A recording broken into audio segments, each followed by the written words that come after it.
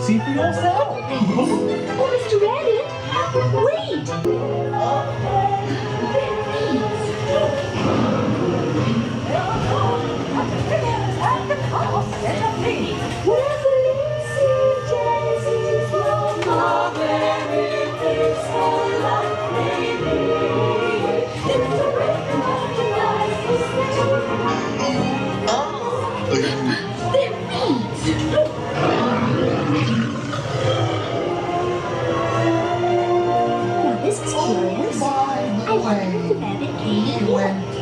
This way, something.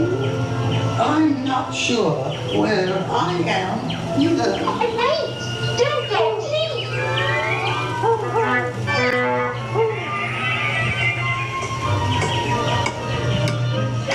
There, you could try. This way.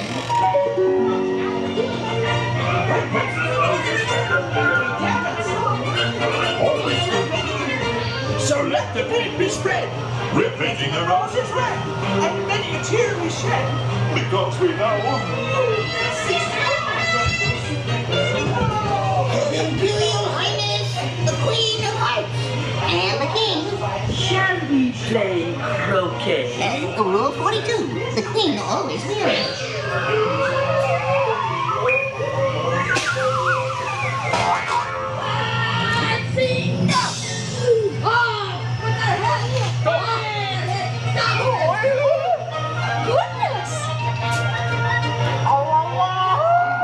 That pedophiles are in power. Yes. They're literally in power.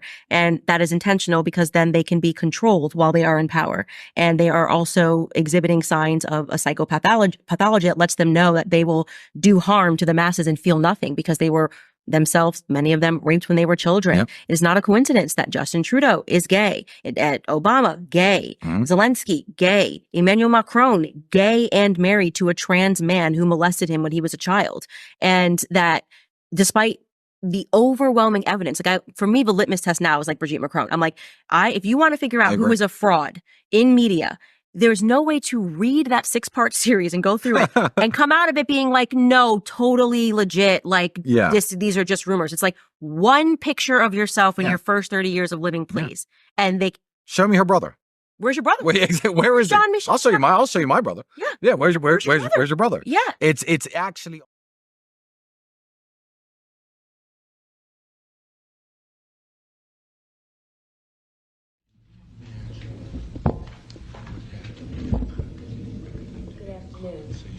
Between the years of 1957 and 1984, I became a pawn in a government scheme whose ultimate goal was mind control and to create the perfect spy, all through the use of chemicals, radiation, drugs, hypnosis, electric shock, isolation in tubs of water, sleep deprivation, brainwashing, verbal, physical, emotional, and sexual abuse. I was exploited unwittingly for nearly 3 decades of my life. And the only explanations given to me were that, quote, the end justifies the means, and, quote, I was serving my country in their bold effort to fight communism. I can only summarize my circumstances by saying they took an already abused 7-year-old child and compounded my suffering beyond belief. The saddest part is, I know for a fact that I was not alone. There were countless other children in my same situation, and there was no one to help us. Until now. I've already submitted as much information as possible, including conversations overheard of the people, agencies responsible. I'm able to report all this to you in such detail because of my photographic memory and the arrogance of the doctors, the arrogance of the people involved. They were certain they would always control my mind. Although the process of recalling these atrocities is not an easy one, nor is it without some danger to myself and my family, I feel the risk was worth taking. Dr. L. Wilson Green, who claimed to have received $50 million from the Edgewood Chemical and Radiology Laboratory as part of the TSD, or Technical Science Division of the CIA, once described to Dr. Charles Brown that, quote, children were used as subjects because they were more fun to work with and cheaper, too. They needed lower profile subjects than soldiers or government people. So only young, willing females would do. Besides, he said, I like scaring them. They in the agency think I'm a god, creating subjects, experiments for whatever deviant purposes Sid and James can think up. Sid being Dr. Sidney Gottlieb, James, Dr. James Hamilton. In 1958, I was to be tested, they told me, by some important doctors from the society, or the Human Ecology Society, and I was instructed to cooperate. I was told not to look at anyone's faces and try hard not to ignore any names, as this was a very secret project. But I was told to be brave, and all these things would help me forget. Naturally, as most children do, I did the opposite and remembered as much as I could. Dr. John Gittinger tested me, Dr. Cameron gave me the shocks, and Dr. Green the x-rays. Then I was told by Sid Gottlieb that, quote, I was right for the big A, or meaning artichoke. By the time I left to go home, just like every time from then on, I would remember only whatever explanations Dr. Robert G. Heath at Tulane Medical University gave me for the odd bruises, needle marks, burns on my head, fingers, and even the genital soreness. I had no reason to believe otherwise. They had already begun to control my mind. The next year, I was sent to a lodge in Maryland called Deep Creek Cabins to learn how to sexually please men. I was taught how to coerce them into talking about themselves, and it was Richard Helms, who was deputy director of the CIA, Dr. Gottlieb, Captain George White, Morris Allen, who all planned on filming as many high government agency officials and heads of academic institutions and foundations as possible, so that later when the funding for mind control and radiation started to dwindle, projects would continue. I was used to entrap many unwitting men, including themselves, all with the use of a hidden camera. I was only 9 years old when this sexual humiliation began. I overheard conversations about a part of the agency called ORD, which I found out was Office of Research and Development. It was run by Dr. Green, Dr. Stephen Aldrich, Martin Orne, and Morris Allen. Once a crude remark was made by Dr. Gottlieb about a certain possible leak over New Orleans East involving a large group of retarded children who are being given massive doses of radiation. He asked, why was Wilson so worried about a few retarded kids? After all, they would be the least likely to spill the beans. Another time, I heard Dr. Martin Orne, who was the director then of the scientific office and later the head of the Institute for Experimental Research, state that, quote, in order to keep more funding coming from different sources for radiation and mind control projects, he suggested stepping up the amounts of stressors used and also the blackmail portion of the experiments.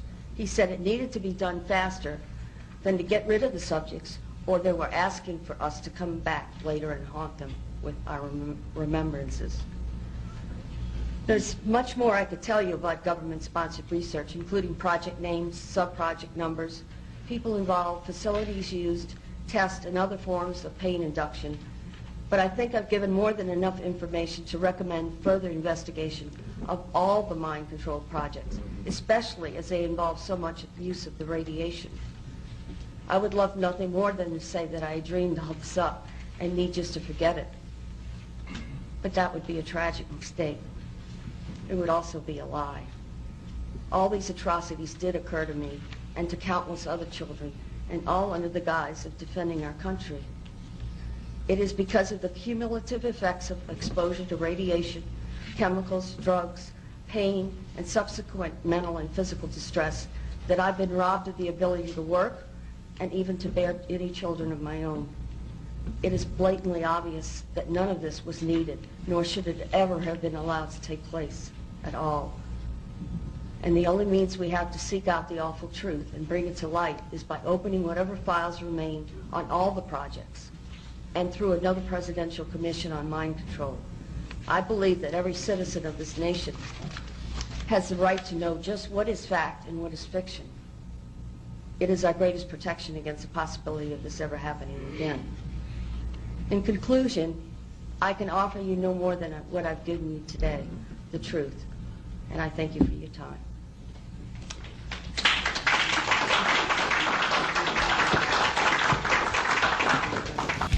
In control control of our information, and they're suppressing pertinent facts, such as mind control, and hiding under the National Security Act. That's national security that's threatening the security of our nation when it allows for crimes against humanity, like tortures, to continue. When it allows for mass mind control mechanisms to go into place through social engineering that keeps us all warring with each other and not really understanding exactly what it is that's going on in our world. We all formulate our thoughts, our opinions, and ultimately our actions based on what we know. And when our knowledge base is altered, we're left to superstition, conjecture, and ultimately fear. And fear is a strong basis for mind control, whether it's a kind of mind control that is the mass mind control over a whole society, or if it's the kind of absolute robotic mind control that I experienced under MK Ultra on a White House Pentagon level. Yeah, Epstein was, I have information, I mentioned, they offered me to be Epstein 2.0 after I turned him down, and because I knew that when Epstein sent me this hard invitation, like a couple times people crossed my paths, and oh, Jeffrey was talking to you, Patrick, he really wants you. I knew it was all to set me up, so I didn't go, but I knew they were setting me up to keep me quiet. What's really gone on is there are low-digit thousands of people who took part and either were filmed having sex with a kid or eating baby brains, and maybe they don't literally baby brains. Maybe they don't want to eat baby brains, but they're told you don't get your $100 million contract until. Remember what P. Diddy was doing with guys like LeBron. Wenn es ihr ultimatives Ziel ist, berühmt zu werden, werden sie viel tun, um dieses Ziel zu erreichen. Zum Beispiel ihren Namen mit Blut auf einen Vertrag mit dem Teufel unterzeichnen. Danke an Satan, dass er mir Inspiration gegeben hat, wie ich diese Rolle spielen soll.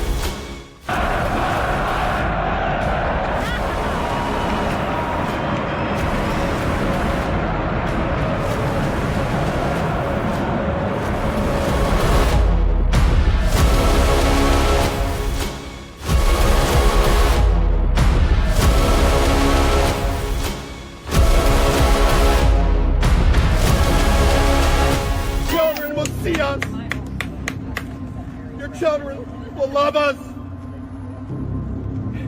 and your children will join us. We're coming for your children.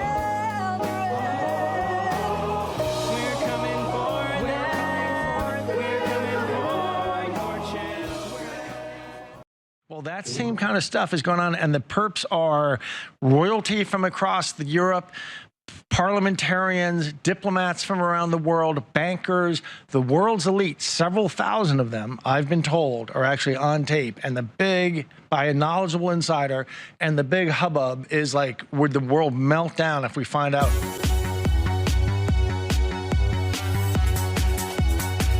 Looking at Trump, 10.5 months in, all that's happening, the Epstein thing blowing up the Democrats' face, They call everything an Epstein file grand juries. They say they want it. Trump says release. Democrats block it. Now, Epstein's emails, he's attacking Trump constantly. It implicates Joaquin Jeffries and all these other people, and the head of Harvard is a Chinese spy. But then still talking to Congress people, and Trump's already said this publicly, partially, hey, a lot of people on the list are innocent. They're just implicated. There's nothing even being said there. This is all raw stuff. Now he's like, okay, go ahead and release it. But still, by extension, it connects him to that. And I've talked to members of Congress that have seen what's in there, the 20,000 emails that now have been sent to Bondi to have intelligence stuff taken out. And they're like, no, it's 99% Democrats. It's them at the pedo island. It's them with money laundering. It's payoffs. It goes way further than just Larry Summers, you know. Oh, yeah. At Harvard. So then what should Trump do? Where do you see this going? Well, and just to reinforce your point, here's Jeffrey Epstein writing to Ehud Barak, the guy we've been talking about, writing to him saying, now you can understand why Trump wakes up in the middle of the night sweating when he hears you and I are friends. In other words, Epstein and Ehud Barak and that crowd are one. And they're against Trump and they're against Netanyahu.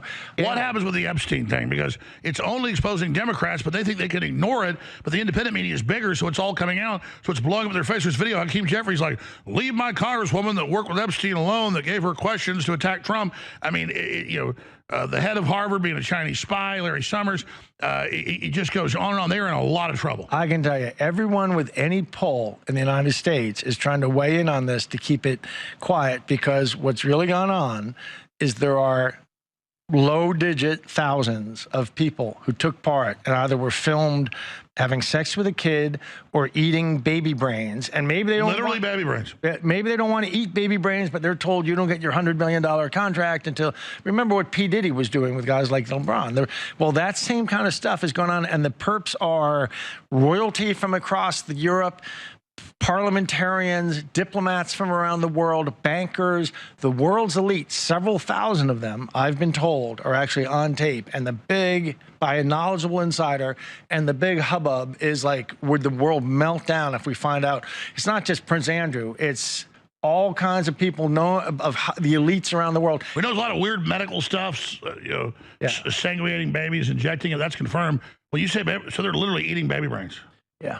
They do satanic stuff. They needed to be filmed. Even if they're really not Satanists themselves, they got told that before you get this promotion in the EU to something or other, you're going to eat this bowl of baby brains. So there's that kind of satanic stuff, and there's that kind of, they might have, And then Trump's like, that's what I've heard. He goes, this stuff's so horrible, bring everything down. And meanwhile, he's not involved. They've somehow roped him in. Then even when he slow rolls it, they then double cross him and try to connect him to it with no evidence. Yeah, everything, they are such demons. They don't have any of the sense of normal shame that a normal human would have.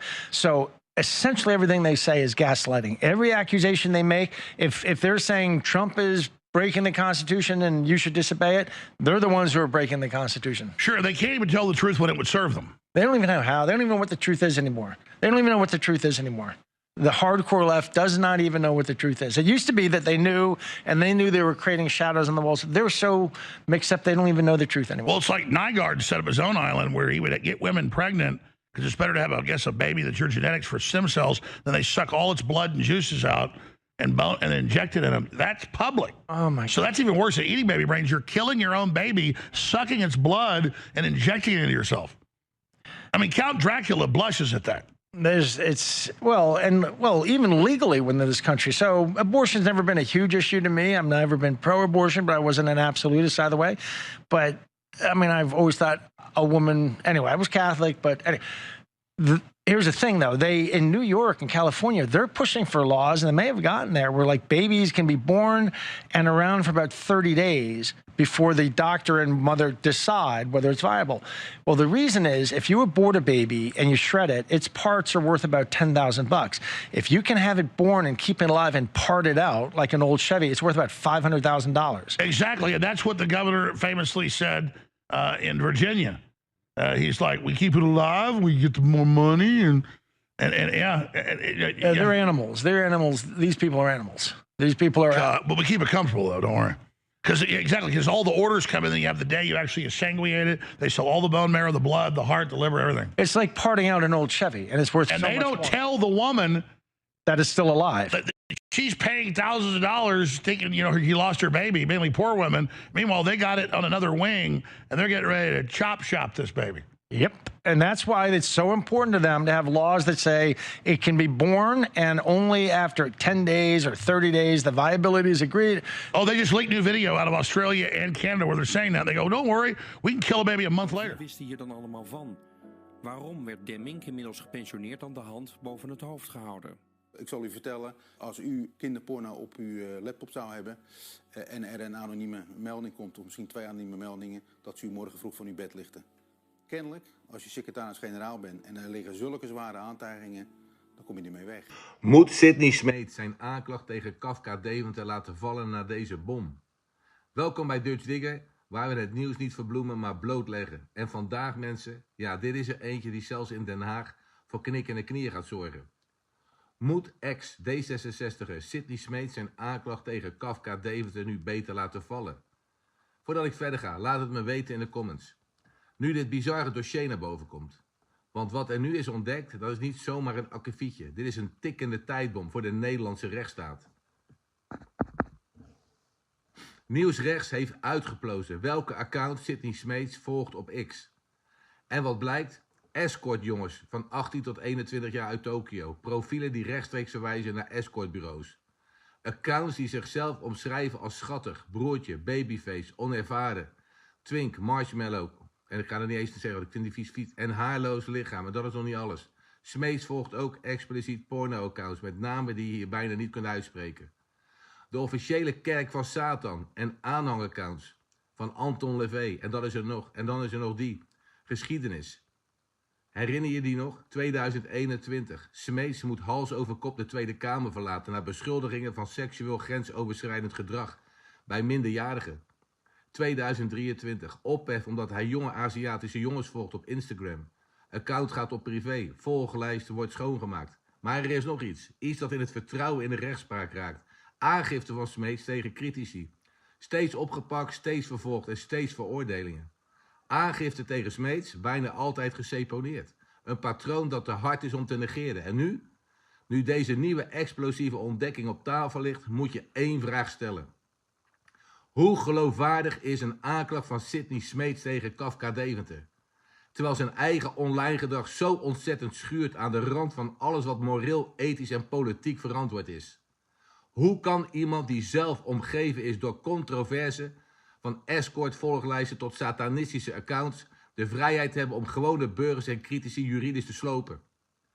Dit gaat niet meer alleen over Sidney Smeets, mensen. Dit gaat over macht, onbalans, iets dat structureel scheef zit binnen het OM.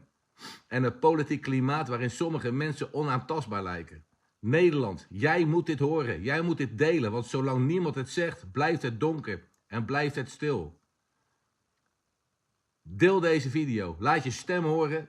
Want als wij als volk van Nederland zwijgen, dan wint het duister. Over mijn lijk. Dat gaat niet gebeuren, mensen. I was called a traitor by a man that I fought for 6 years for. And I gave him my loyalty for free. I won my first election without his endorsement, beating 8 men in a primary. And I've never owed him anything, but I fought for him for the policies and for America first.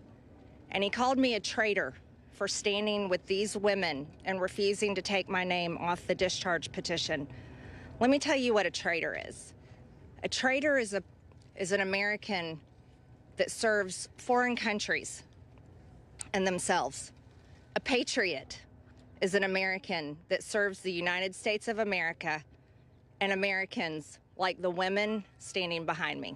When you look at, for example, the close relationship between Jeffrey Epstein, the Clinton family, and the Ehud Barak Israeli Labor Party, it is patently clear that if the Central Intelligence Agency and the State Department were to do a sweep of all of their files, communications, records, a simple name trace of Jeffrey Epstein's name, the voluminous scale of the documentation, I think, would be enormous. The State Department rented out a physical property to Jeffrey Epstein personally in the 1990s. You and I can't just get the State Department as our personal landlord after seizing a mansion from the government of Iran. To say nothing of Epstein's work doing Iran-Contra with both the U.S. and Israeli side of intelligence through the Adnan Khashoggi link, or through what was being done in the 1990s between Bill Clinton and Ehud Barak when he was the prime minister there, to Jeffrey Epstein setting up the Clinton Global Initiative, and she goes on to be Secretary of State. For some reason, they are not pursuing this lead, and it is maddening to watch from the outside. Bij de notaris, geachte heer Van der Velde, graag verklaar ik u wat mij mijn leven is overkomen. Mijn vader, Tim Vos, heeft mij elke dag meerdere malen pillen gegeven met een groot glas water. Hij zei dat het vitaminepillen waren, maar het waren pillen die mij slap maakten en waardoor ik minder pijn kon voelen. Mijn vader verkrachtte mij voor en achter. Hij maakte foto's van mijn billen en hij zat aan mijn borsten. Na afloop deed hij scherp ruikende vloeistof over mijn voeten. Dat deed veel pijn. Hij vond het leuk als ik huilde. Dit is de man van Larissa Alwin, de huidige man. Hij gaf mijn mama, broer en zus pillen en nam mij 's nachts mee naar andere mannen in het bos. Naar kroegen en de mannen en mijn vader in het bos, vlakbij mijn huis, verkrachten daar mij met andere mannen, soms wel met 4 na elkaar tegen een boom. Er waren meer kinderen en ook mijn kinderoppas Cindy van Rijn. Ik moet de namen noemen. Lisa vraagt, jij bent mijn stemhuig en jij krijgt toestemming. Dit is 6 jaar geleden ingediend toen er een pedo-onderzoek liep naar Joris Demmink. Het is bij Herman Bollaar op zijn tafel gelegd. Toen liep er een onderzoek naar Demmink. En Herman Bollaar is nu rapporteur seksueel geweld tegen kinderen. Deze man moet opgepakt worden. Ja. En ik heb 30 jaar lang in de Scheveningse gevangenis gewerkt met kindermoordenaars en kinderverkrachters. Ze droegen mij op handen, maar nu doe ik iets terug voor de slachtoffers. En ik noem nu de namen op die daar niet genoemd mogen worden. Ja. En de mannen waren Tim Vos. Zet het direct online, hè? Ja. Ze mogen een strafzaak tegen hem op. Dit is het verhaal van Lisa. Zij zegt, Huig, je moet het vertellen. Ton Arashar. Rob Polak. René Kiers, de baas van SM Kingma. Kinderverkrachter. Anton Hagen. Daar komt hij. Joris Demmink. Wijkagent Kees Varkenvisser. Willem. Leon van Baal. Allard Vreeling. De heer A. van Meurs, een kinderarts. Cindy van Rijn, zij was mijn kinderoppas, heeft vlekken op haar vagina. Ik moest het met haar met een stokje doen. Tanja Bender Polak. Raymond de Mooi. Een Chinese man, Ying. De foto bij Haganum. De man met herdershond, Ben. Sorry voor het zweten, maar het is intensief. Hoort erbij. Zie kenteken met auto, foto. Willem Vundering. Almer Middelbeek. Bas Vletter. Mark van Venny. Ik wil zeggen, deze mensen kunnen nu à la minuut een strafzaak tegen mij opstarten. Maar dan komt het echte materiaal naar buiten. Dus u bent van harte welkom. Kom maar op. Kom maar op. Ik ben tegen kindermisbruik en de minister van Justitie, Joris Demmink, die altijd beschermd is, ook door Mark Rutte, ook door Balkenende, ook door De Jong, ook door Biesheuvel, Den Uyl, Wiegel. Het is al 50 jaar aan de gang. Joris begon in 1971 met wetgeving. Ik ga verder met de namen. Kinderen die misbruikt werden waren Lucas Arashar, Sophie van Baal, Isabel Hagen, soms, meisje Glas, Petra, meisje Ching, Yi Kuo, Laurin, Rosalie, Roos, Laura, Emma. En in het bos brachten ouders hun kinderen bij Tim. Soms waren er ook buitenlandse kinderen en daar werd op geschoten. Ton had 6 geweren en hij leerde Demmink schieten op de kinderen. Joris Demmink, Joris Demmink mag mij voor de rechter dagen. Kom maar op.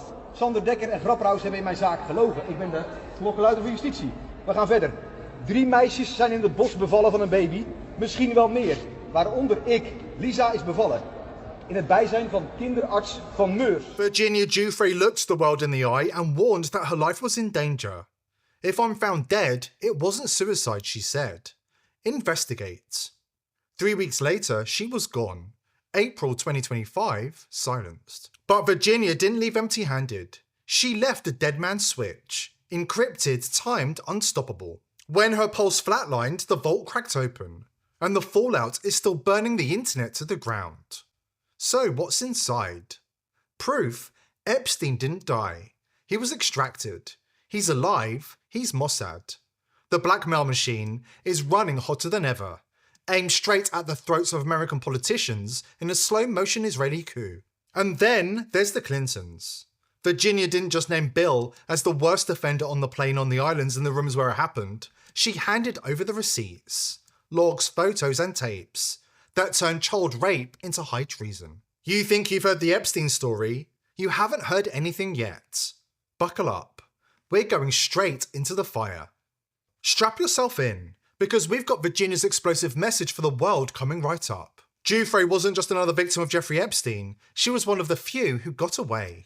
But escape didn't mean forgetting. She stayed in contact with the other girls from his circle, piecing together the truth when the world tried to erase it. The women all have familiar stories of grooming, promises, and then sexual assault. I can relate to pretty much every person sitting here next to me. In Western Australia, she built a new life with her husband, far away from the corrupt world of elite paedophiles. Yet, she knew peace without justice was no peace at all. Virginia carried scars, but also fire. She made it her mission to bring the cabal down, and she did more than anyone else before her. Her testimony ripped the veil off the so-called untouchables, billionaires, politicians, even a prince. Keelan woke me up in the morning and said, "You're going to meet a prince today." I didn't know at that point that I was going to be trafficked to that prince. I just couldn't believe it. I couldn't believe that even royalty were involved. She says Prince Andrew abused her 2 more times, once in New York in Epstein's mansion and again at his Virgin Islands estate.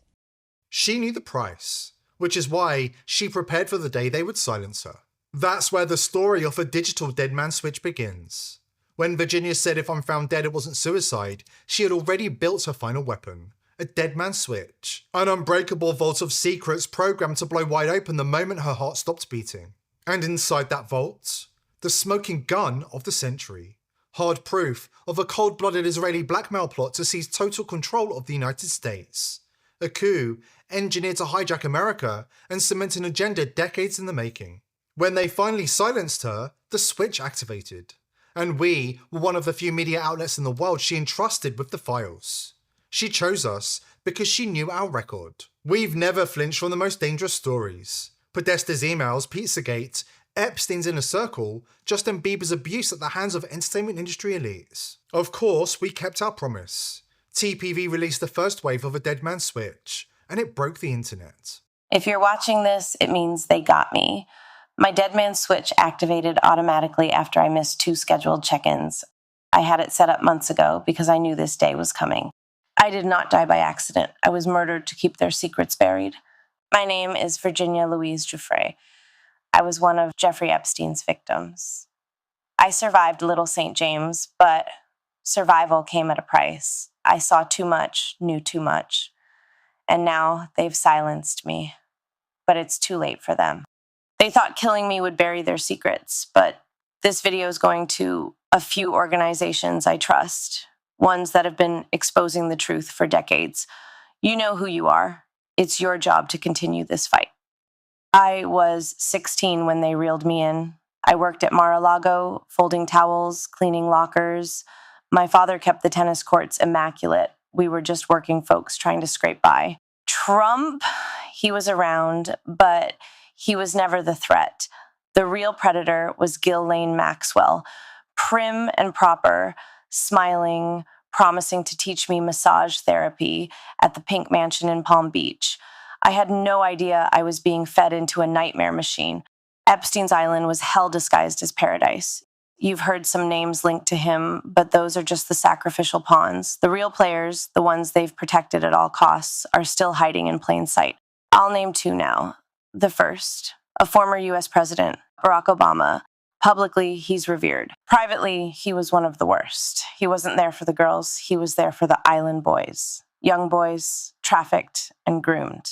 I saw him more times than I can count, always without his Secret Service detail, sometimes with his Hollywood friends, George Clooney and Tom Hanks. I still have nightmares about them, arrogant and drunk on power, slinking into the cabanas with kids barely out of childhood. The second, Bill Gates, the billionaire philanthropist, loved by the media, hailed as a savior. We called him the benefactor, and we used to dread seeing him naked. But he didn't come to party. He came to experiment. Genetic experiments, human experiments. I saw him inject a young girl with something they said was a genetic enhancement. She was younger than me, strapped to a table, terrified, treated like a lab rat while they muttered about seeding the future of the species. These men think they are gods, playing with life like it was theirs to own. I'm telling you now, Epstein isn't dead.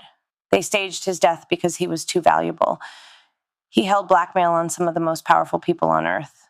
Files, videos, confessions. They couldn't risk him talking, but they also couldn't risk him gone, so they hid him, stashed him under the protection of the same elite who once paid him to supply them with flesh. And they thought killing me would stop this from coming out. They were wrong, and there is so much more to come. Hidden servers, encrypted drives, witness testimonies. It's all going to hit the light. This video is just the first detonation. The data drops are timed and automatic. They are going to people who can make a difference, and nobody can stop it now. Not even the law enforcement agencies in the US and UK, the same ones that buried the evidence I handed them, can stop this truth from getting out. If you're watching this, you are the resistance. Don't let my death be just another headline. Burn their lies to the ground. Make the world see the monsters behind the masks. And to any survivors out there, don't give up. We're in this together. They can't kill us all. Make them pay. Een blank meisje kreeg een blank kindje. Tim stak zijn piemel in de baby. Tim is de man van Larissa Alwin. En ik stond bij Larissa Alwin aan de deur. Vanwege deze gekkigheid. De baby bloedde. Het meisje had een doekje bij zich. En ze probeerde het bloeden te stoppen. Maar de baby ging dood. De baby ging dood. Als jullie zeggen, moet ik het rustiger voorlezen? Nee, ga maar door. De baby's werden verkracht. Misschien is dit beter. De baby's werden verkracht en vermoord. Zo, ik heb het nu eindelijk gevonden. Behalve één baby. Die heette Sophie. En die ging naar kinderoppas Cindy van Rijn toe. Ik moest met Tim vaak in de Albert Heijn babyvoeding en luiers en natte doekjes kopen en bij haar langsbrengen. Het is echt allemaal gebeurd, hè? En daar heb ik de baby ook gezien. Roze pakje aan, geen haar. Lisa vertelt, mijn bevalling was verschrikkelijk. Midden in de nacht werd ik mee naar het bos genomen. En dan moest ik op een bankje bevallen van mijn baby. De mannen stonden in dokterspakken verkleed om mij heen. Er was veel bloed en de baby was een jongetje. Tim zei, het is niet erg als hij dood is. Je bent er nog te jong voor. Tim is Tim Vos, de man van raadsheer Larissa Alwin, die mij voor de rechter heeft gedaagd. En ik mag niet praten, dus doe ik het maar hier, bij de rechtbank, in de hal. En ik heb het heel erg warm. Ik moet dit lezen. Er was veel bloed en de baby was een jongetje. Tim zei, het is niet erg als hij dood is. Je bent er nog te jong voor. Tim ging naar huis, een roze babybadje halen om de baby te wassen. De baby werd verkracht door Rob Polak. De andere mannen gingen op de baby zitten. En hebben de baby begraven onder de boom. En andere baby's werden begraven, ook onder de bank.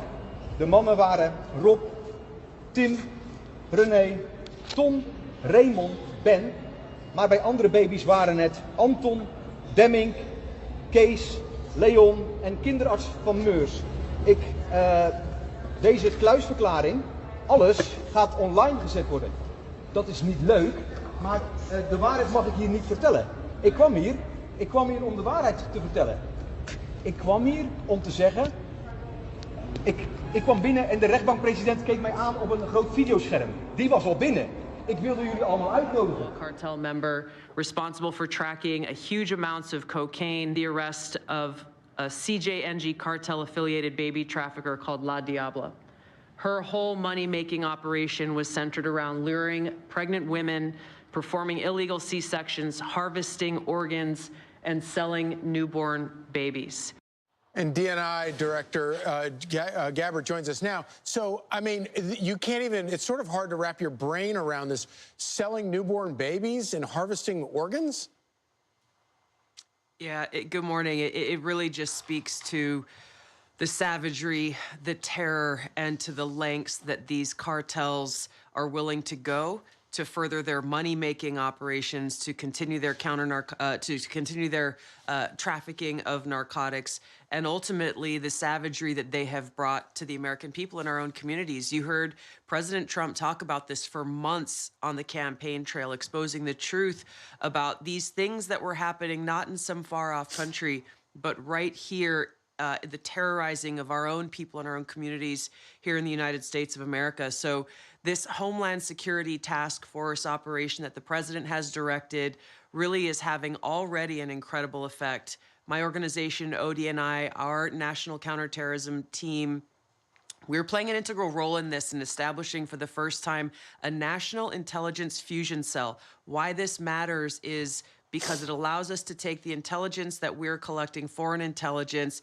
It allows us to work with our federal, state, and local law enforcement, those who have their boots on the ground on the front lines of this operation, to make sure that we're getting real-time intelligence and information going to the successful operations that I spoke about in that conference with the president the other day, to be able to take people like this evil La Diabla off of the battlefield. Yeah, La Diabla, by the way, means the Satan, which is certainly, this is very evil stuff. I also remember that we were told that these kinds of things were conspiracies, that, you know, No, they're not. Folks, I remember being like 10 years old, watching local news in Dallas, where they caught a Mexican drug cartel. The whole satanic underground temple would sacrifice kids.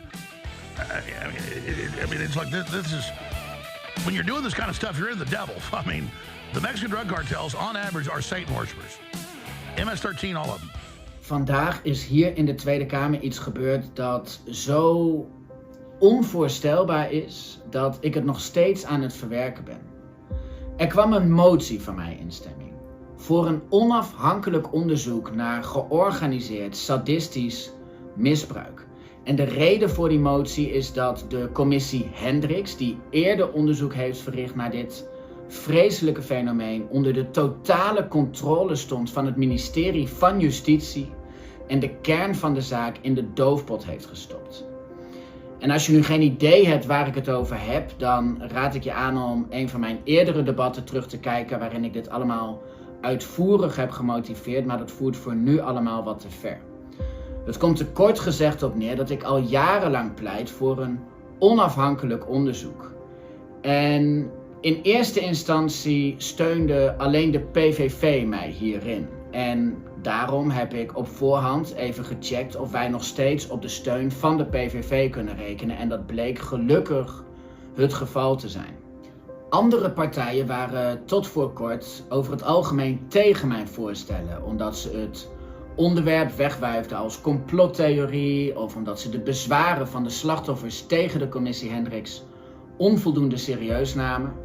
Maar doordat ik hier al jarenlang aandacht voor vraag, leek inmiddels ook bij de andere partijen het besef door te dringen dat die kritiek op de commissie Hendricks wel degelijk terecht is en een onafhankelijk onderzoek absoluut noodzakelijk is. Tijdens het debat kreeg ik al de toezegging van het CDA dat ze mijn motie zouden steunen. En nadat ik de afgelopen tijd ook met andere partijen uitvoerig in gesprek ben geweest, kreeg ik vandaag op de valreep ook de toezegging van NSC, ChristenUnie, SGP, SP, BBB en JA21 dat ze voor mijn motie zouden stemmen. En inclusief de steun van de PVV die al had toegezegd, zou mijn motie dus een meerderheid gaan halen. Dat waar ik al zo lang voor strijd, een onafhankelijk onderzoek, leek nu echt werkelijkheid te gaan worden. Fantastisch nieuws, vooral voor de slachtoffers. Toen ik vanmiddag de plenaire zaal inkwam en aan het wachten was tot de stemmingen zouden beginnen, was ik nog wat aan het praten met een aantal Kamerleden van de PVV die naast ons zitten, waarbij ze nog eens bevestigden dat ze inderdaad voor mijn motie zouden stemmen. Zo stond het ook ingevuld op hun stemmingslijsten. Maar toen, terwijl de stemmingen al waren begonnen en nadat duidelijk was geworden dat mijn motie het zou gaan halen, ontstond er in één keer onrust in het vak van de PVV. Vanaf de voorste bankjes, door Geert Wilders persoonlijk, werd in één keer de instructie gegeven aan alle andere Kamerleden van de PVV om toch tegen mijn motie te stemmen. Die andere PVV'ers die reageerden heel onthutst. Wat is hier in één keer aan de hand? Waarom moeten we nou in één keer tegenstemmen? Maar ze leken geen andere keuze te hebben dan de instructie van Geert Wilders op te volgen. En daarom heeft mijn motie het uiteindelijk toch niet gehaald. Wat ik hier interessant aan vind, is dat de PVV steun voor mijn motie had toegezegd toen het erop leek dat hij het niet zou gaan halen. Maar nadat duidelijk werd dat mijn motie het wel zou gaan halen, die steun om onduidelijke redenen weer introk. We blijven dus achter met de fundamentele vraag: waarom wil Geert Wilders hoogstpersoonlijk, koste wat kost, voorkomen dat er een onafhankelijk onderzoek plaatsvindt naar georganiseerd sadistisch misbruik? Na de stemmingen zijn Thierry en ik nog naar hem toegelopen om opheldering te vragen, maar hij wilde niet reageren. Dus ik zou zeggen, stuur hem een mail of benader hem via social media om deze vraag te stellen. In de hoop dat hij richting de kiezer wel verantwoording wil afleggen voor deze cruciale fout. En roep hem vooral ook op om bij een volgende gelegenheid wel voor een onafhankelijk onderzoek te stemmen. Want ik zal de strijd voor de waarheid onverminderd hard blijven voortzetten. Omdat we nooit mogen accepteren dat in ons land georganiseerde netwerken actief zijn die op de meest gruwelijke wijze kinderen verkrachten en martelen en daarmee wegkomen omdat duistere krachten en machten de beerput gesloten willen houden. De onderste steen moet boven. We never thought we were going to say thank you to Anthony Weiner. The FBI is reopening its investigation into Hillary Clinton's email scandal. The Wall Street Journal reports 650,000 emails are sitting on Anthony Weiner's laptop. Thousands of those may involve Clinton's server, since Weiner was married to Clinton's top aide when she was Secretary of State. To cover up her crimes, she bleached and deleted 33,000 emails after receiving a congressional subpoena. A computer used by former Congressman Anthony Weiner and his estranged wife, Huma Abedin, is now the focus of new inquiries into Hillary Clinton's use of a private email server. Sources have told the Wall Street Journal's Devlin Barrett that there could be as many as 650,000 emails on the computer, with underlying metadata suggesting that thousands of those messages could have been sent to or from the private server that Mrs. Clinton used while she was Secretary of State. Why is this one laptop now so significant? Anthony Weiner's laptop were ever released, the government would fall. Weiner's laptop had kill switches in it. It was seized from Weiner as part of an investigation into whether he sent sexually charged emails to a teenage minor. The laptop hadn't previously come up in the Clinton email probe. Did he know that you were only 15 years old? Yes, he did. Her age was no deterrent for Carlos Danger. In an exclusive interview with Inside Edition, this minor says she first sent disgraced Queens Congressman Anthony Weiner a message on Twitter back in January 2016, when she was just 15 years old. I just sent him a nice message, just, hello, I'm a huge fan. She says she wanted to see if he was up to his old antics during last year's presidential election. Turned out he was. I knew that it was going downhill and really fast. She says the messages from the Democrat quickly turned obscene. I was disgusted. That's part of the reason that I came forward. At the time, Weiner's wife, Huma Abedin, was helping run Hillary Clinton's presidential campaign. The FBI's investigation of Weiner's laptop led to the discovery of a new batch of emails that Clinton had sent Abedin. That led former FBI Director James Comey to reopen the investigation into Clinton's use of a private email server while Secretary of State, just days before the presidential election. Inside Edition says it's withholding the girl's name because she's underage, but her father gave permission for her face to be shown. Weiner went on to plead guilty to a charge of transferring obscene material to a minor. Just striking about this is that, announcement from James Comey in October of 2016, kind of saying that the investigation was being reopened here. Some people say that cost Hillary Clinton the election itself. But when we look at that incident and, not with all this other information we have, what jumps out to you about that?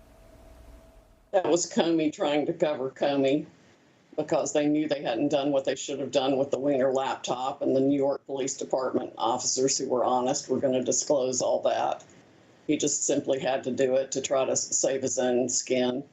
Because of Wienergate and the sexting scandal, the NYPD started investigating it through a subpoena, through a warrant. They searched his laptop and sure enough found those 650,000 emails. They found way more stuff than just the more information pertaining to the inappropriate sexting the guy was doing. 675,000 Clinton emails when they got Anthony Weiner's laptop in a search warrant because of all his sex perversion issues.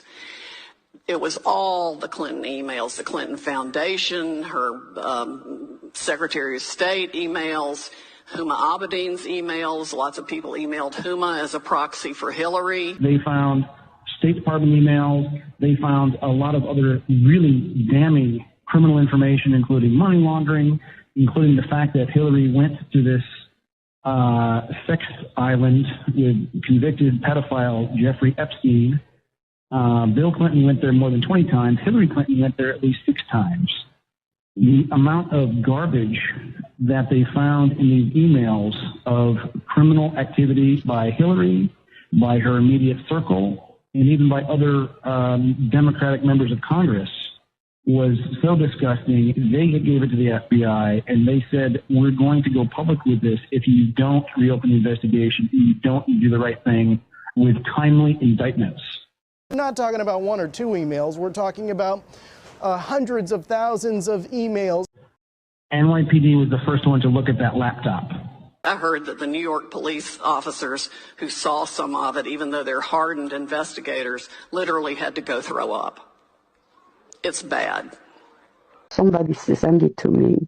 I would not advise you to have a look at it. She and her spokeswoman, they put a 5-year-old girl naked on a table, bind it, and then with a scalpel they start to remove the face. Oh my God. And you hear this child screaming, and they take off the face, and Hillary Clinton puts it on her face and goes to the child. And you see, the child is all flesh, and then the eyes pour out, and this child sees her own face on the face of Clinton. I will never forget that image, and never the scream. That's how evil these people are.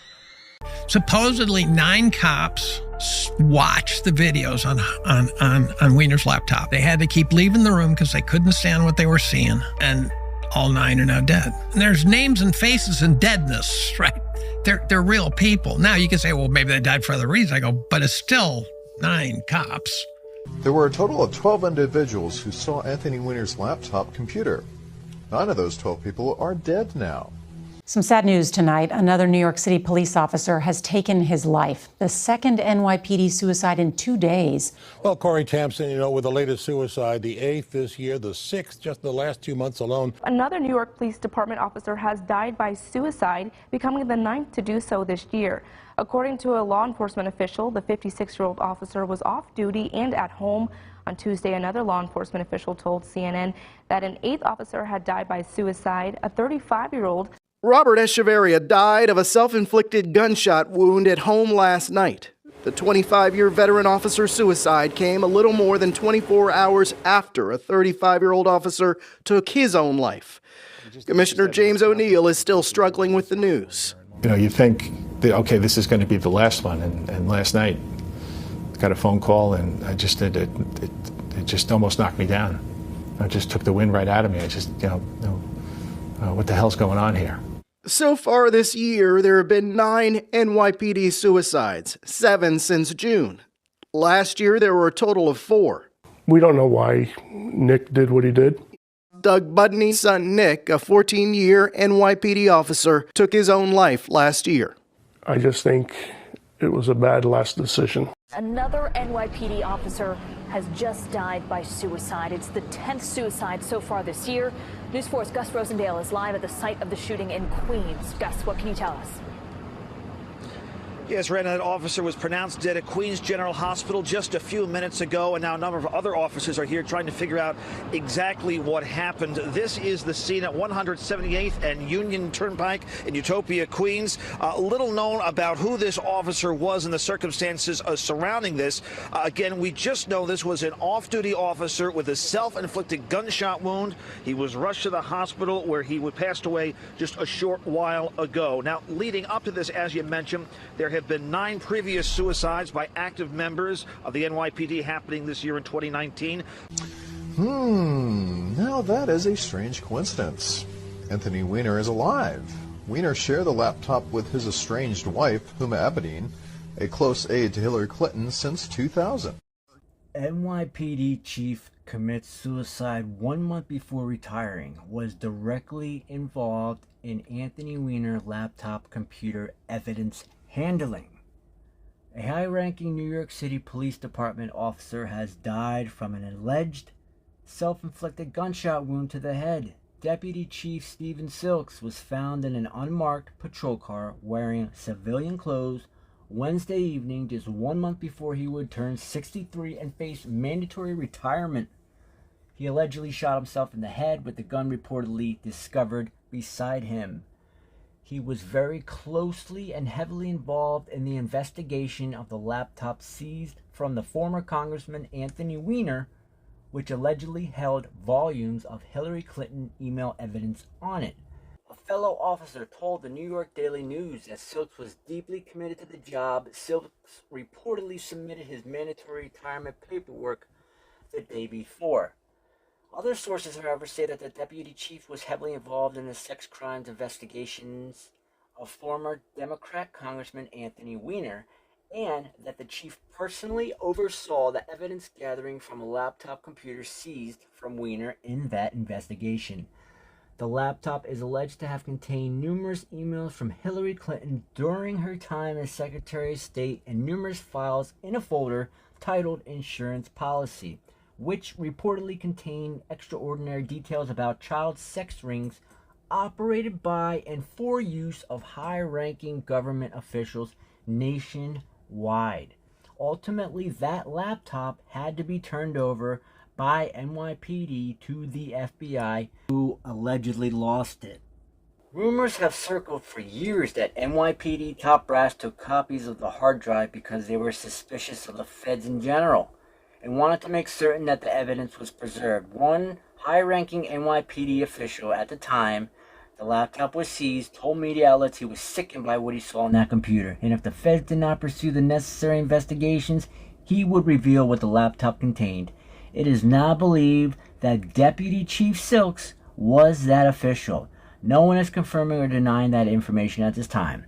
So, Deputy Chief Silks was one of the now 10 officers, and he allegedly was the one who oversaw the information on the Anthony Weiner laptop and made copies. Who else made copies? And who else has the information? Was it suicide? Probably not. So one of the things, if I were the president, I'd do is demand the Anthony Weiner laptop and get it to the most trusted person in the military to take apart everything on it and then start using it. There's a lot that can be prosecuted, I have no doubt, on that laptop. Anthony Weiner's laptop were ever released, the government would fall. Weiner's laptop had kill switches in it. It was filled with crap that wasn't supposed to be there. We never get to see it. Supposedly 9 cops watched the videos on Weiner's laptop. They had to keep leaving the room because they couldn't stand what they were seeing. And all 9 are now dead. And there's names and faces and deadness, right? They're real people. Now you can say, well, maybe they died for other reasons. I go, but it's still 9 cops. You know, it's like the 5 cops who died after January 6th, right? 4 of them were suicides. According to AI, there were about 80 cops really in the thick of things. 4 of them died from suicide. It's a house that looks like a castle, but it's under investigation for being a possible factory, a baby factory.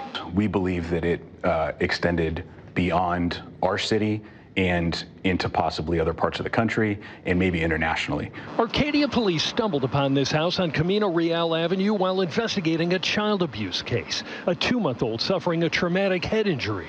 After getting a search warrant, detectives seized security cameras from inside the home and made some alarming discoveries. We discovered numerous children, 15 children to be specific, ranging in ages from 2 months old to 13 years old. Many of the children were birthed through surrogacy, and then the male and female at the residence took legal guardianship of those kids. 6 other kids, investigators say, had been moved to other homes. All 21 of the kids confirmed to be the children of this couple, 65-year-old Guajun Shen and 38-year-old Sylvia Zhang. I would point out as well that, shockingly, although this is clearly a case of human trafficking, the surrogacy agency that you just saw in that clip is still continuing to operate.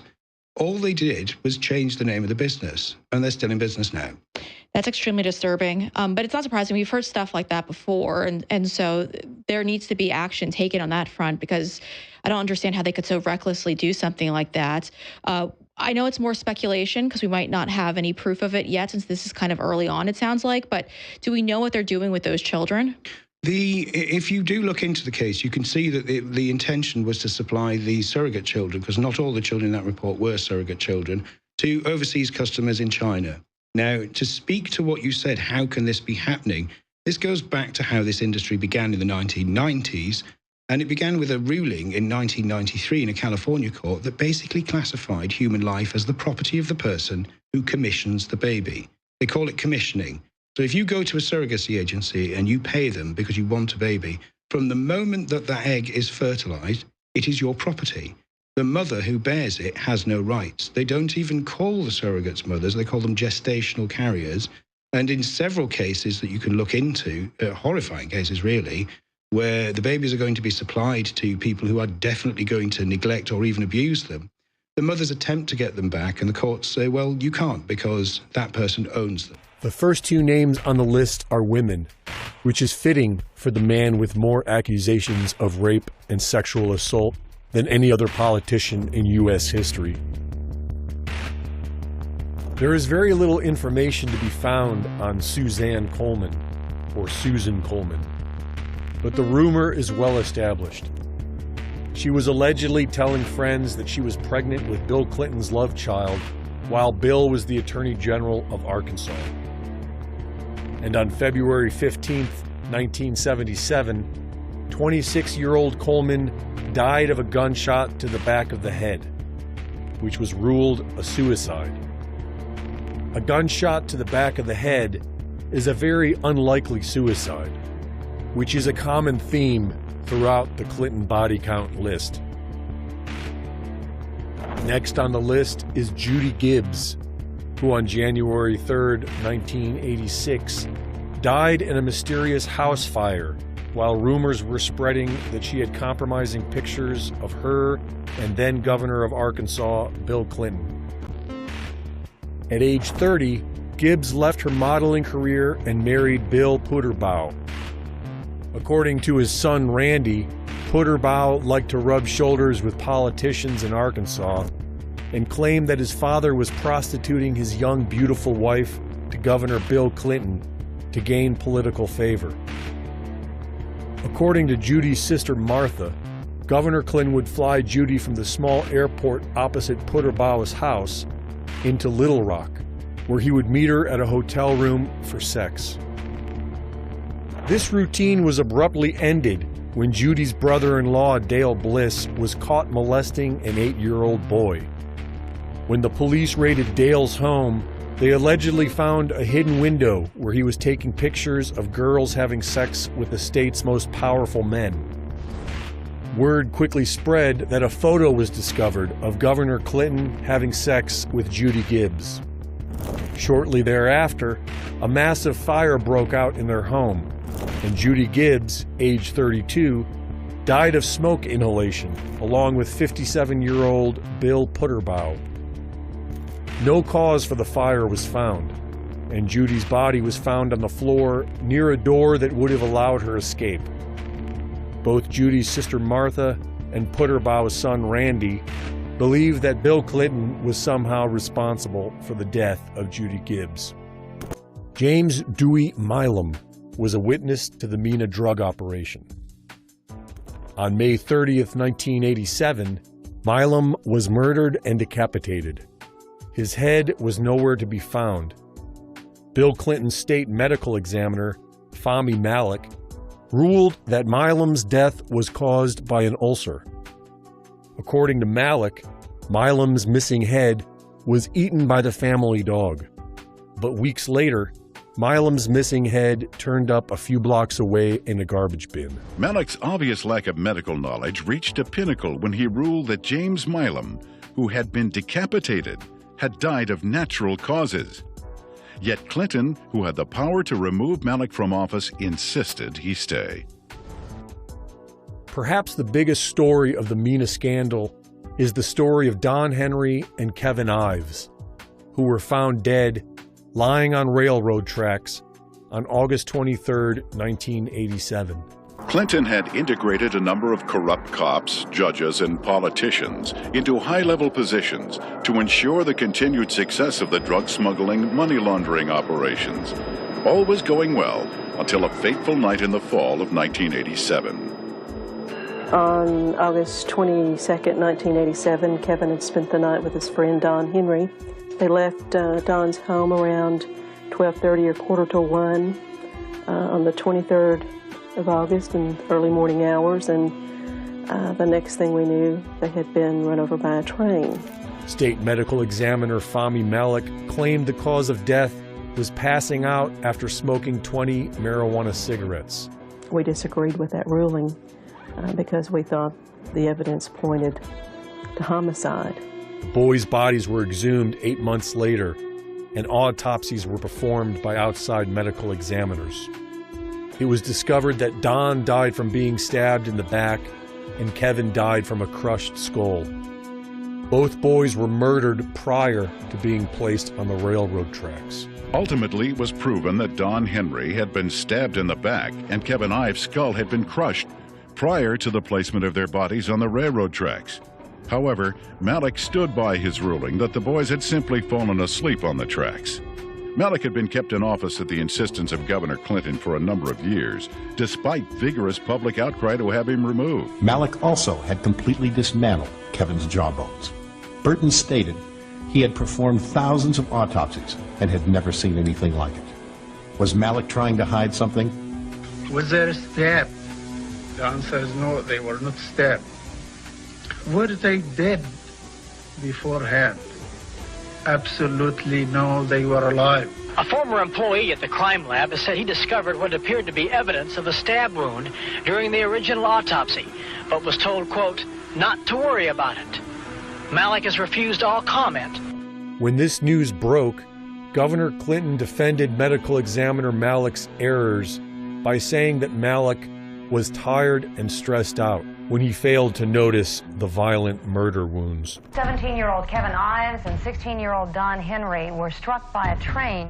The medical examiner has said that the boys were asleep and drugged with marijuana. The parents, however, disputed that claim. The boys were killed because they had stumbled upon a large shipment of drugs dropped from an airplane. Tears in the fabric indicate that Don had been stabbed before he was run over by the train. In light of this new evidence, the grand jury changed its ruling from probable homicide to definite homicide. Heel gelukkig het aantal pedofielen erg groot is. En dat er een stuk pedofilie haast in elk mens steekt. Eigenlijk haast elk mens vindt kinderen lief en aardig. Wat erg gelukkig is voor de kinderen, want kinderen hebben behoefte aan die affectie, aan die genegenheid. Hebben er ook aan behoefte aan dat het uitgedrukt wordt. Dat kan niet alleen geestelijk gebeuren. Een kind is erg lichamelijk ingesteld. Heeft ook behoefte dat ook die affectie lichamelijk wordt uitgedrukt. Nou ja, goed, dan wordt er geknuffeld, dan wordt er gekust, dan wordt er gestreeld, dan wordt er geaaid. En je moet maar eens kijken naar de uitdrukking van het kind waarmee het gebeurt. Die verzaligde, verrukte uitdrukking die het kind erbij krijgt. Waar je ook juist ziet hoezeer de behoefte van het kind daaraan bestaat. According to investigators, Oprah Winfrey has been hiding in plain sight for decades, conspiring with some of the world's most notorious pedophiles and child traffickers. and taking every opportunity to legitimize child abuse in public forums. People don't understand. A big part of the confusion and shame for child victims is that the attention and the seduction from the predator, who is probably going to be somebody you know. Right. In order for it to work, it has to be somebody you know, somebody you admire, somebody you respect, or maybe even love. And it feels good.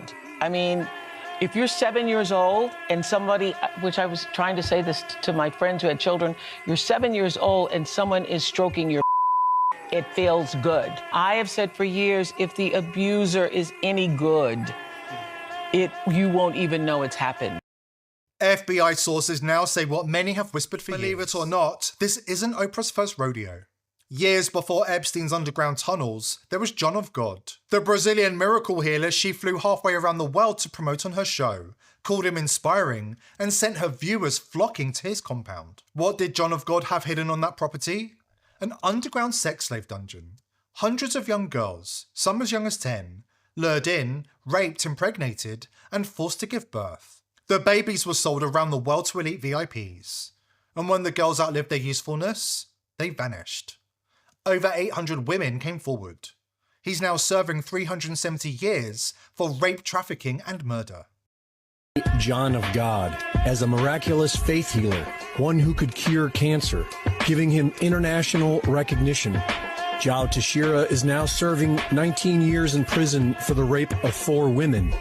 He is facing additional cases related to several sex crimes, including keeping teenage women as sex slaves in underground mines, forcing them to have his children, and selling their babies internationally for tens of thousands of dollars before murdering the women after about 10 years of childbirth.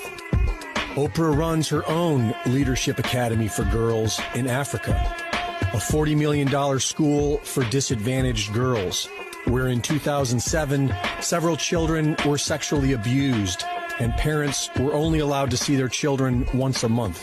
And I have said for years, if the abuser is any good, you won't even know it's happened. Oprah ran a school for orphans in South Africa years ago. Can you guess what happened there? That's right. Hundreds of children went missing, never to be found. As the former leader of the Satanic Church in South Africa explains, they were used in sacrifices. Oprah Winfrey had a school here in South Africa, Oprah Winfrey School for Orphans, quite a while ago. It was years ago. He was very much involved with that as well. And the children disappeared from there. He was very much involved with that. Was this a scandal? Like, was this a known thing? Yeah. Go and Google it. So if I Google missing kids from Oprah's preschool, it will come up? In South Africa, it will come up. So what happened to those kids? You guess. They were used in sacrifices? Really? So okay, I don't know if any of this is true. I don't know anything about this. But if that is true, that's shocking. The academy wasn't just a school. It was a harvesting ground. One of many around the world. And now investigators with access to the sealed files are calling her the broker. Listen close. Everything we're dropping here is the kind of material that gets hard drives wiped, servers torched, and people suicided before breakfast. Something wrong in our parliament when I'm attacking a Labour MP who I believe is a paedophile and I'm getting flack from my own party. There's something wrong. How many of the MPs would you say in Parliament do you think would be of that? I've no idea. I've no idea, but we certainly had a bad record round here. I'm thinking about in Leicester. I mean, Jana. I mean, paedophilia it's been rampant in Leicester. I've passed details of people who are engaged in child trafficking into the UK. Names of all those. They've gone to the government. Nobody wants to act. Nobody wants to act about it. How big is this? It's big. How many? Hundreds and hundreds and hundreds. How are they getting them in? Or is that? I don't. They're flying them into small airports that haven't got fences around them. Lots of them in the UK. Yeah, lots of small airfields. Yeah. You have a little biplane. I gave the government the names of the people and the name of the company they're laundering the money through, where the children were being taken to have their photographs taken. They thought they were going to go to school. these were for selling them to paedophiles. Nothing. No, it's gone to MI5. It's gone to the National Crime Agency. No one will act. And then when you see the names, you see why. The names. The names of people. They are known names. And so they're taking these children to who knows where, and they're doing who knows what to them. Well, I'm told that they use them in the sex trade for about 3 years, and then they're worn out, and then they organ harvest them. And the MP goes, I've been with the MI6 and the MI5. They won't do anything, of course, because their boss is the ones doing it. And he says that too.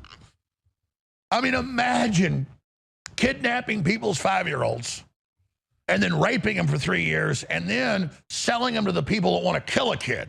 They even recycle the money. And then they tell them you're only allowed to strangle them or stab them to death and only do the neck, because then they harvest the organs. They got a team there to do that right after the guy kills the kid. Die tijd tonen een lachend meisje. Dat zijn foto's die men gebruikte om het kind aan te prijzen. Ja. Die zien er zo normaal uit dat ze niet bezwarend zijn. Dus als je die ergens liggen hebt en er zou een huiszoeking gebeuren, dan kunnen ze nauwelijks zeggen van dat zijn bezwarende foto's. Maar het zijn wel foto's speciaal gemaakt om aan pedoseksuelen eigenlijk te tonen. Ze vertelt dat ze regelmatig naar andere villa's in Knokke werd gebracht, waar tijdens feestjes meerdere kinderen seksueel misbruikt werden. Ik herinner me nog dat we na dat verhoor, dat ik en een van mijn collega's van de onderzoeksploeg, Regina, meegenomen hebben naar die bepaalde plaats. We hebben die achteraan in de wagen gezet. En van het moment dat we die plaats binnenreden, hebben we haar gevraagd: Regina, nu is het aan u. U rijdt met mij rond. Jij zegt tegen ons links, rechts, rechtdoor, achteruit, vooruit, weet ik veel. Maar wij zeggen niets meer. En u duidt aan op welke plaats dat u ooit, in verband met die feiten die u aangehaald hebt tijdens de verhoren waar u geweest bent. Het team onderzoekt de locaties in Knokke en stelt vast dat het moet gaan om ex-politici van de Franstalige Christendemocratische Partij en hun vriendenkring. Waaronder mannen met een adellijke titel. X1 noemt de naam van een schoolvriendinnetje uit Knokke dat in diezelfde tijd door haar ouders zou zijn uitgeleend. Het onderzoeksteam spoort de vrouw op. Tijdens het eerste verhoor barst ze in tranen uit. Ze kent Regina Louf. Ze wil alleen anoniem en onherkenbaar over de zaak praten. C'est vrai, Regina a été abusée chez sa grand-mère et j'étais aussi abusée.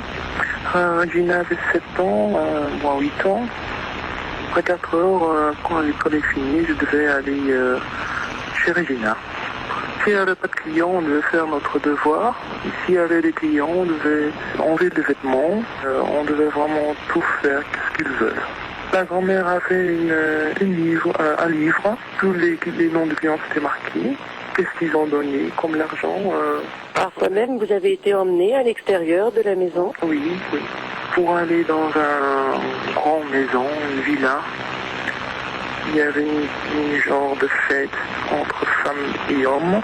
Et là, on était bien pris. Abusé, vous voulez dire. Vous avez tout raconté aux policiers? Oui, tout. Vous avez donné tous les noms? J'ai tout donné les noms.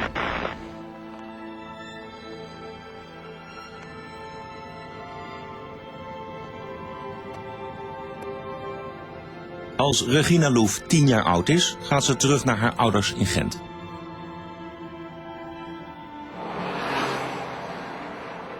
Twee jaar later komt de bijna 40-jarige Tony V. uit Antwerpen in haar leven. Hij maakt reclamefilms voor de bioscoop. Hij is de huisvriend van haar ouders.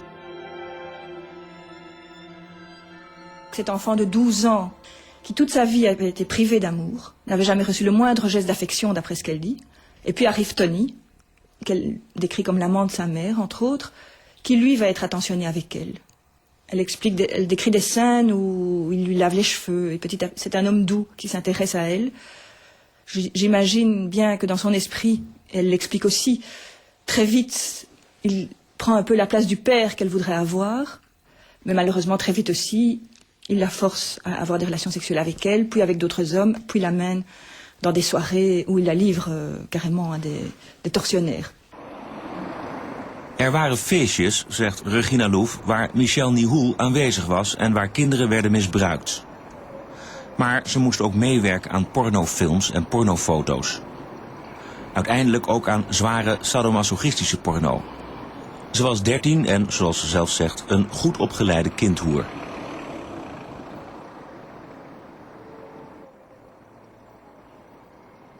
De verhoren van X1 vinden altijd 's avonds en 's nachts plaats. Ze heeft 4 kinderen en runt met haar man een bedrijf.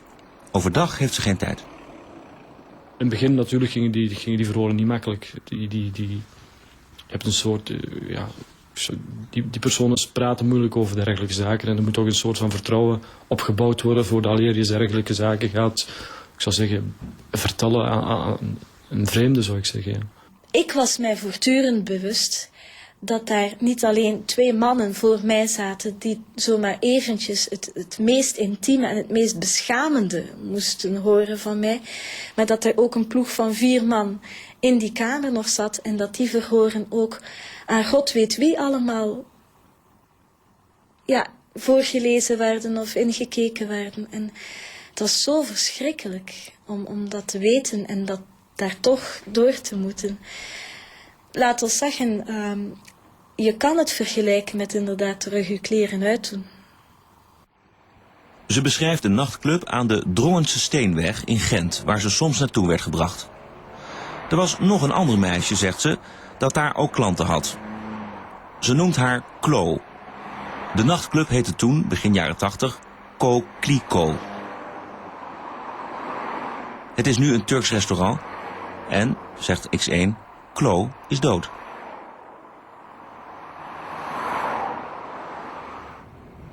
Op een avond komt Tony V., haar pooier, haar thuis ophalen en neemt haar mee naar een huis buiten Gent. Het is een gewoon vrijstaand huis, zegt X1. Met een gang, een vrij grote living, een soort Amerikaanse keuken. Advocaat E. is in het huis aanwezig. Politicus O., Tony V., 2 mannen die ze niet kent en Klo. En Klo is daar? Ja. Wat ziet u? Dat ze in moeilijkheden is. Wat voor moeilijkheden? Ze heeft verschrikkelijke weeën. Ze is compleet in paniek. Ze helpen haar niet. Klo heeft weeën. Klo heeft weeën. Klo was in verwachting. Ja. Klo ligt op een bed, vertelt X1. Ze heeft alleen een t-shirt aan. Ze bloedt hevig. En haar baby wordt geboren. Ik leg hem op haar buik. Maar ze kijkt er niet naar. Ik laat het dan even liggen.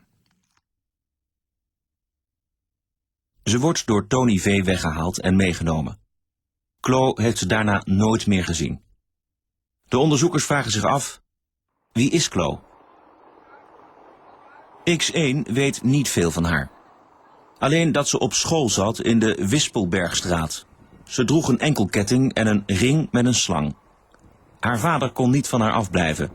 Hij had haar verkocht aan een netwerk. De onderzoeksploeg gaat naar de school en haalt foto's op van leerlingen uit begin jaren 80.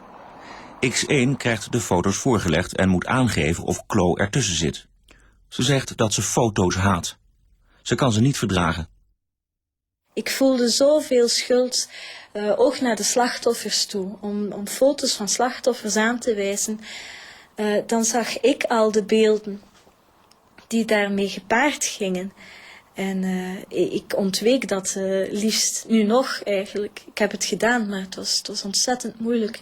Je moet over zo'n berg drempels heen. X1 zegt dat ze Klo heeft herkend tussen de foto's. Na lang dralen haalt ze haar uit het rijtje. Het is de foto van een 16-jarig meisje uit Gent dat in 1982 spoorloos verdween en 3 jaar later vermoord werd teruggevonden. Haar naam? Karin Dellaert. De onderzoekers vragen zich af of de Klo van X1 en de vermoorde Karin Dellaert één en dezelfde persoon zijn. ja, dan ben je verder te graven. Wat je doet is eigenlijk het oude dossier terug gaan opvragen en zien of daar bepaalde zaken in zitten die destijds niet onderzocht geweest zijn of die je met de elementen die je nu bijgekregen hebt bij verder kan uitwerken eigenlijk.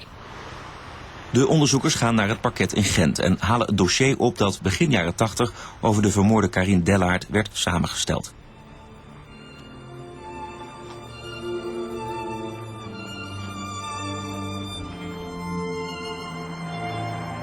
Ze verdween op 30 augustus 1982, de laatste dag van de schoolvakantie.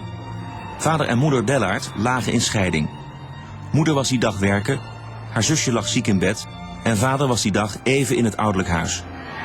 Toen moeder thuis kwam was Karin verdwenen. 3 jaar later werd ze gevonden. Het is vroeg in de ochtend als een man met zijn kraanmachine het oude leegstaande schipperscafé Neptune gaat slopen. Het café ligt langs het kanaal Gent-Terneuzen, aan de Koelmankaai. Het achterwiel van de kraanmachine zakt weg in een put. De man ziet iets drijven. Het blijken de stoffelijke resten van een vrouw. Het lichaam ligt in foetushouding, vastgebonden met een wit elektrisch snoer. Het lichaam wordt geïdentificeerd aan de hand van de sieraden, waaronder een enkelkettingje. De lijkschouwer stelt vast dat het slachtoffer vetrijke borsten en billen heeft. Ter hoogte van de bekken zit een stukje houtachtig weefsel, een fragment van een laminaria-stift. Een laminaria-stift werd in de oude geneeskunde gebruikt om een bevalling sneller te doen verlopen of om abortussen op te wekken. Selon Regina Louf, cette jeune fille, après sa disparition, n'est pas morte tout de suite, comme on pourrait le supposer, puisqu'il y a un délai, sauf erreur de ma part, de près de 3 ans entre la disparition de cette jeune fille et la découverte de son corps, qui était enterré dans des circonstances bien pénibles. Elle dit que cette jeune fille, notamment, a mené à peu près à terme une grossesse. On peut donc présumer que cette grossesse a eu lieu pendant toute la durée de sa disparition. Ce qui est donc un élément qui mériterait d'être vérifié. Alors, il n'y a pas que la parole de Regina là-dessus. Parce que le rapport d'autopsie de la victime qu'elle désigne et qu'elle a identifiée confirme notamment, sans le dire, très clairement qu'elle était enceinte. Van de onderzoekers duidelijk maken hoe het huis eruit zag waar Chloe bevallen en waarschijnlijk gestorven is en waar ze, naar eigen zeggen, al eerder was geweest. Aan de rechterkant lag een soort aangelegde vijver, maar geen natuurlijke vijver. Een vrij rechthoekig ding. En bakstenen lagen daar. Dat is me opgevallen. Al de rest? Bakstenen? Ja, zo'n vierkant gedoe. Of course we know the price of this. Alex Jones has long known it. It may cost you your life. You have to be willing up to the point that you will be sacrificed for what you believe in. And the reason that you've had the career that you have, and I know there's been hard points, I know that what you went through with Sandy Hook, I know that you've gone through these court cases, I know you've gone through people hating you and damning you and judging you, is because I think all of us know that if you have to die for this, you'll die for this. We can feel it. And that's the attribute. Well, it's true. It's not about me, but the total commitment is what they fear because they know I don't fear them because I've committed to this. It's exactly right, Russell. They know because I don't care, just like you've been persecuted. It's passing point. It's like in V for Vendetta where he puts her in the dungeon like he was and goes through the same process. She says, go ahead and kill me. He goes, now you're free.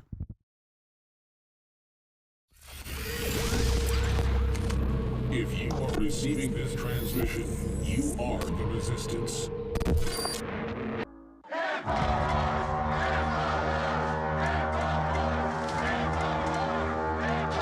Through the annals of time, beneath the clashing swords and roaring cannons, there raged another war, unseen yet all-encompassing. The Info War. From the whispered conspiracies of ancient courts to the fiery proclamations of revolutions, it was there. When the flames of heresy consumed the thinkers of old, it was there. When tyrants rose on the lies of propaganda and empires crumbled beneath the truth they couldn't silence, it was there. The Info War marched alongside the armies of men. The battle was not just for land or power. That these colonies are and of a right ought to be, free and independent states. But for the hearts and minds and souls of those caught in its wake. More now than ever, the war rages on. Nations crumble, ideologies clash, and voices rise in defiance. For the battlefield of the info war is everywhere, and everyone is a soldier. Truth is your weapon. Through every conflict, every uprising, and every moment of human struggle, the info war was always there. Which side are you on? This is the fight for humanity. This is InfoWars. Whatever the future may hold, InfoWars will always live forever. The fight will continue. Be sure to follow us on X at RealAlexJones and at AJN Live. And now you can download the #1 news app in the world. Go to AlexJonesApp.com and let the Democrat Deep State Party know that we will never be silenced.